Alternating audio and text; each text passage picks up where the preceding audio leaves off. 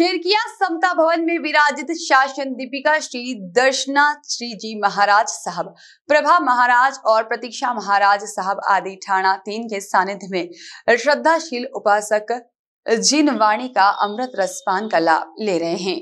21 अगस्त 2022 को खिड़किया कुल दीपिका श्री प्रतीक्षा श्री जी महाराज साहब ने धर्मसभा को संबोधित करते हुए कहा कि कसाय का सामान्य अर्थ है जिसे संसार की अभिवृद्धि हो, आत्मा का पतन हो। आत्मा अपने स्वभाव को छोड़कर विभाव की दशा में परिणमन करे और उसे कसाय कहते हैं। कसाय के मुख्य रूप से 4 भेद होते हैं: क्रोध, मान, माया और लोभ।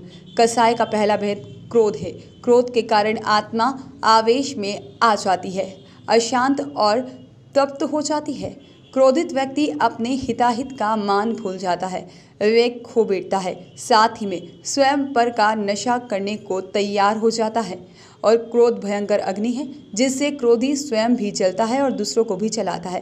क्रोध विष के समान है।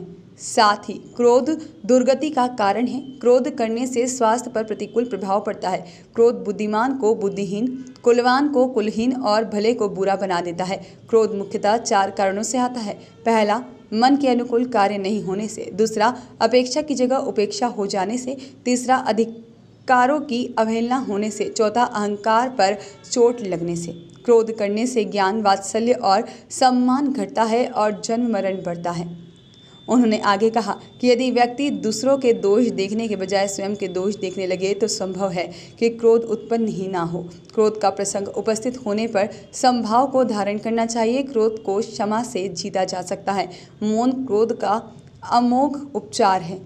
इसके पूर्व उन्होंने कहा कि तीर्थकर भगवान का चैतन्य प्रकाश 12 सूर्य के प्रकाश से भी अधिक होता है और उनका यह प्रकाश तीनों लोकों के प्रकाश को परास्त करने वाला होता है। तीर्थकर भगवान का प्रभा मंडल होता है। तीर्थकर भगवान अपने स्वयं के भाव से प्रभा मंडल का निर्माण करते हैं। व्यक्ति प्रभा मंडल का निर्माण उच्च कोटि की साधना करके कर सकता है। प्रभा मंडल महापुरुषों का ही होता है।